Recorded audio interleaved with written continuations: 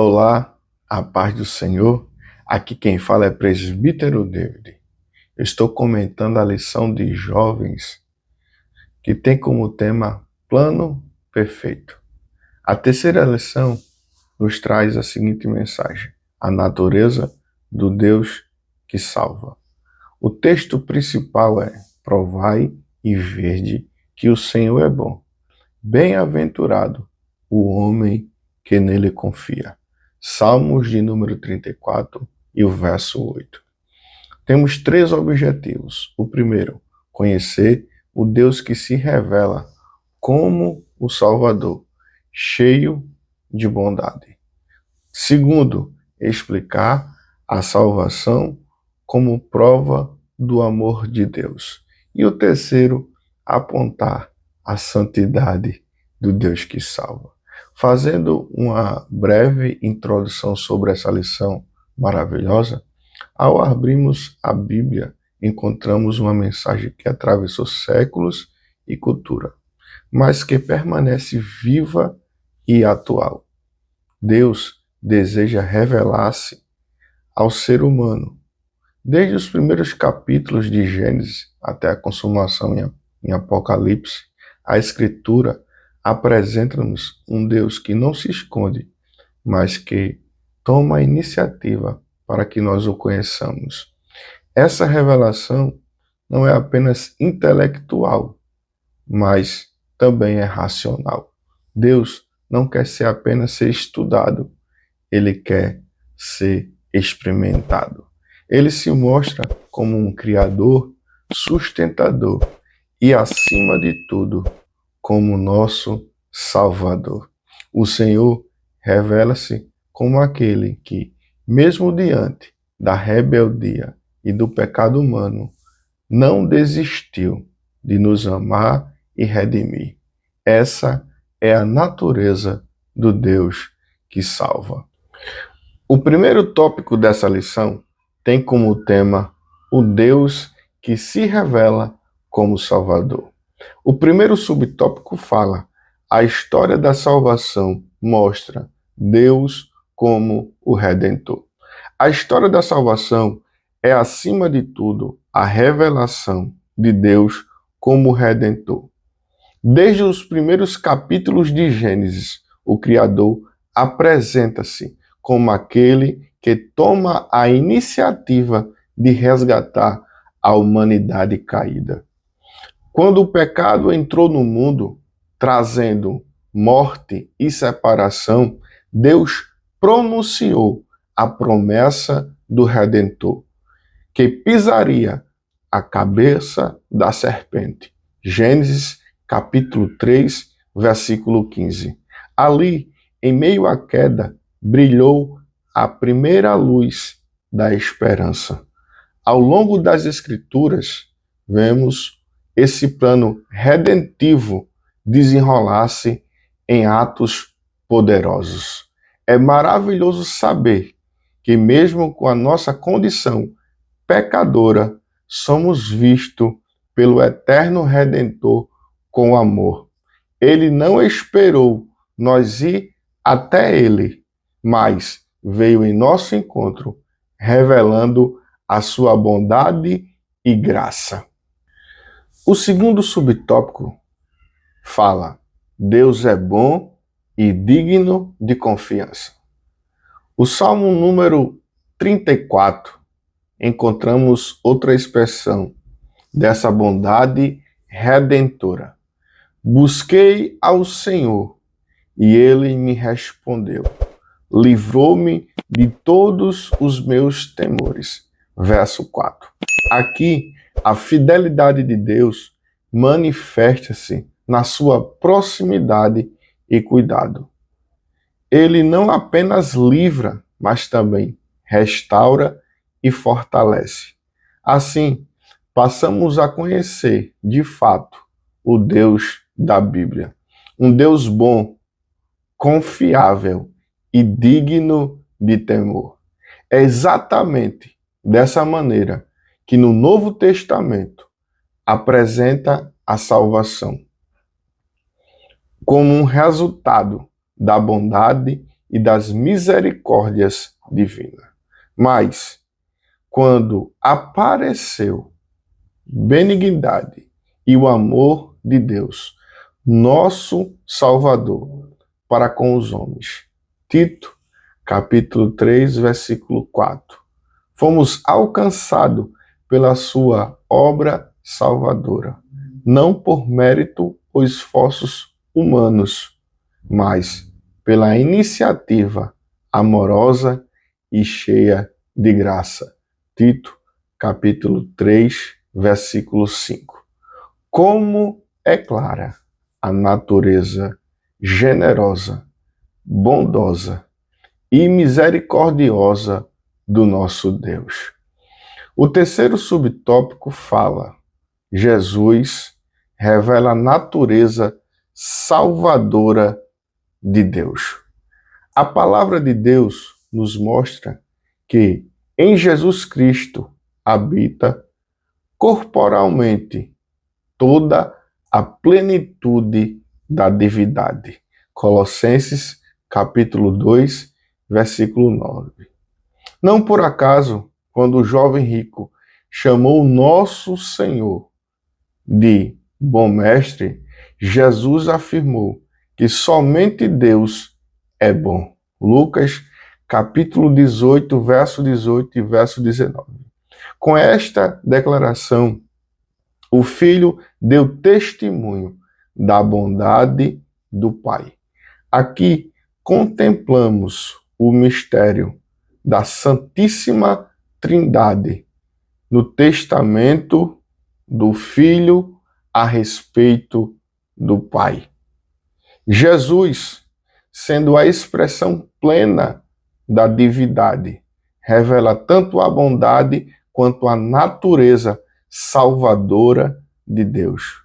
E por meio dele, que a obra da salvação se manifesta, revelando o Deus da Bíblia como o Salvador da humanidade caída. O resumo desse tópico é o seguinte: em toda a história da humanidade, Deus se revelou como Salvador. Jesus Cristo é a manifestação máxima de amor do nosso Deus e da bondade redentora e notada pelo cuidado e misericórdia de Deus com a humanidade. Deus, ele é um Deus bom e amoroso e busca um relacionamento conosco. O tópico de número 2 tem como tema salvação como prova do amor de Deus. O subtópico 1 fala a salvação como ato de amor. Em Romanos 5, apresenta-nos um dos retratos mais belos e profundos do amor divino. O apóstolo Paulo descreve a morte de Cristo dizendo: o justo no lugar do ímpio. Porque Cristo, estando nós ainda fracos, morreu ao seu tempo pelos ímpios. Romanos, capítulo de número 5 e o versículo de número 6. Ele ressalta que não é incomum alguém se arriscar por uma pessoa justa e talvez até entregar-se por alguém reconhecidamente bom. Romanos, capítulo 5 e o versículo 7. Mas é algo extraordinário, fora de toda a lógica humana, um inocente entregar-se voluntariamente a sua vida por pessoas mais rebeldes e pecadoras. No entanto, foi exatamente isso que nos evangelhos registram: a entrega de Jesus, o Filho de Deus, por amor à humanidade, que não tinha nada a oferecer em troca.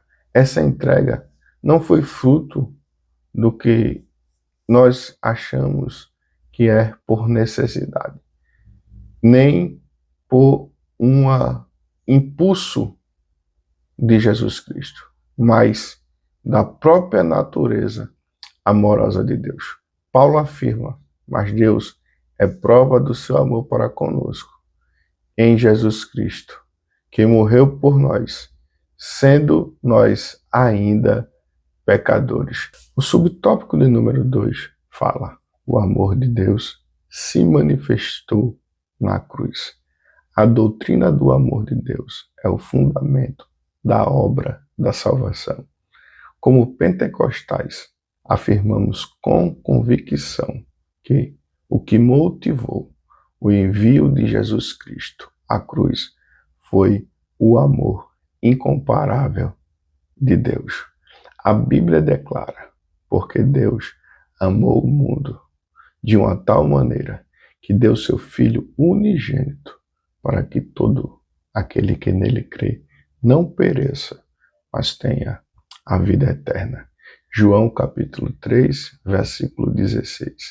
Esse amor é tão grande e tão profundo que abrange todas as pessoas. O apóstolo Paulo reforça isso ao dizer que Deus quer que todos os homens se salvem e venham ao conhecimento da verdade. 1 Timóteo, capítulo 2, versículo 4. O amor de Deus é acolhedor, misericordioso e universal. Ele não faz exceção de pessoas. O terceiro subtópico fala: respondendo o amor de Deus com gratidão. Para o cristão, expressar gratidão pela salvação é mais do que palavras bonitas ou momentos emocionantes na igreja. É viver com propósito, identidade e sentido em Cristo todos os dias. É reconhecer que Deus nos amou primeiro, mesmo quando nós não merecíamos. Romanos capítulo 5, versículo 8. É responder esse amor com escolhas que honre o sacrifício de Jesus. A gratidão verdadeira se mostra no comportamento, nas decisões que tomamos, nas amizades que cultivamos, na maneira como lidamos com as tentações, na disposição em servir a Deus e ao próximo. Como escreveu o apóstolo João: nós o amamos porque ele nos amou primeiro.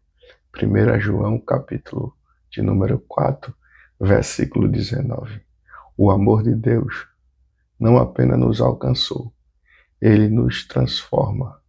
Nossa rotina, nossas redes sociais, nossas atitudes, tudo que nos tem refletido é em gratidão a Deus. Fazendo um resumo sobre esse segundo tópico, nós entendemos que o amor de Deus, ele é infinito para com o ser humano e que nós devemos ser gratos a Deus por Jesus Cristo, que morreu por nós, mesmo nós sem merecer, sem ter nada para dar em troca. Jesus Cristo é a expressão máxima do amor de Deus. O terceiro tópico tem como tema a santidade do Deus que salva. O primeiro subtópico fala: Deus é absolutamente santo. Deus é amor, mas ele também é absolutamente santo e absolutamente justo. A santidade e a justiça de Deus são duas das características mais fundamentais da sua natureza, sendo majestosamente revelada em toda a Escritura. A sua santidade é a essência do seu caráter. E nada na presença do nosso Deus pode ser impuro. O apóstolo Pedro fala na sua primeira epístola e ecoa esse mesmo chamado: mas, como é santo aquele que vos chamou, sede vós santos. E ele acrescenta: portanto, está escrito: sede santos, porque eu sou santo. 1 Pedro, capítulo de número 1, o versículo 15 e o 16. Aqui vemos a santidade conectada com a justiça. Não é só uma qualidade divina, mas também um padrão exigido dos que foram alcançados pela graça. Ser santo, portanto, não é um mero ideal humano, mas um reflexo da comunhão com Deus Santo. O segundo subtópico fala a salvação e o chamado à santidade. A santidade de Deus diretamente nos confronta com a realidade do pecado, mas também nos convida à transformação. Deus não nos salva para permanecermos nos mesmos caminhos de antes, mas para sermos transformados. E essa transformação é completa. A verdadeira conversão traz mudança da mente, de atitude e de propósito. 2 Coríntios, capítulo 5, versículo 17. Quando alguém se encontra com Cristo, não pode permanecer o mesmo. A santidade é a marca visível dessa nova vida. Ela manifesta-se no falar, no agir, no pensar e no se relacionar com outras pessoas. Essa santidade é também o fruto da ação do Espírito Santo. Não somos santos por força própria ou por mérito pessoal, mas porque o Espírito de Deus habita em nós e nos capacitamos a viver de maneira que agrada ao Senhor. Por isso, o autor em Hebreus afirma: segui a paz com todos e a santificação, sem a qual ninguém verá o Senhor. Hebreus capítulo 12 e versículo 14. Assim, quando olhamos para a cruz, vemos não apenas o perdão, mas também o chamado à santidade.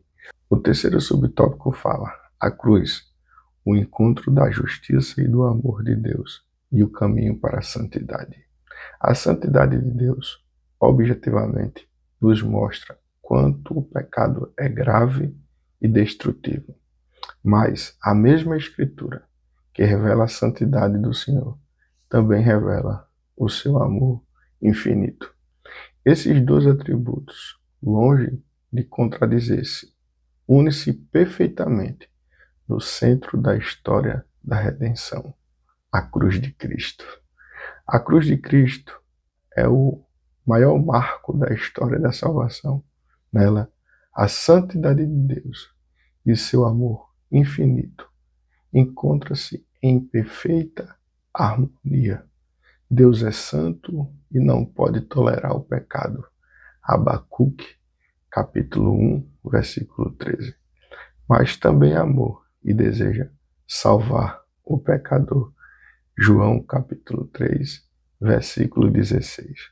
Na cruz, vemos que o pecado não foi ignorado, mas julgado com todo o peso da justiça divina. Jesus, o Cordeiro sem manchas, tomou sobre si a nossa culpa, que era nossa. Isaías, capítulo 53, versículo 5. E ao mesmo tempo, esse sacrifício revela o quanto somos amados por Deus, ao ponto de Ele entregar seu Filho por nós. A cruz mostra que a salvação não é barata. Ela custou o sangue de Cristo. Fazendo uma conclusão dessa lição maravilhosa, a mensagem da Bíblia é clara. O Deus que se revela é amoroso e santo ao mesmo tempo. Ele não é apenas um ideal abstrato, mas um Deus vivo que fez intervenção na história e na vida de cada pessoa. A sua santidade claramente nos confronta, mostrando-nos a gravidade do pecado. E o seu amor calorosamente nos consola, oferecendo-nos perdão e reconciliação. É a cruz de Cristo o ponto máximo dessa revelação. Nela, a justiça e a graça encontram-se. A santidade e o amor caminham lado a lado. A condenação e a salvação encontram-se no mesmo ato. O pecado não foi ignorado, mas punido em Cristo. E o pecador não foi abandonado, mas amado até o fim. Que Deus abençoe a todos. Espero vocês na próxima aula, em nome de Jesus. Amém.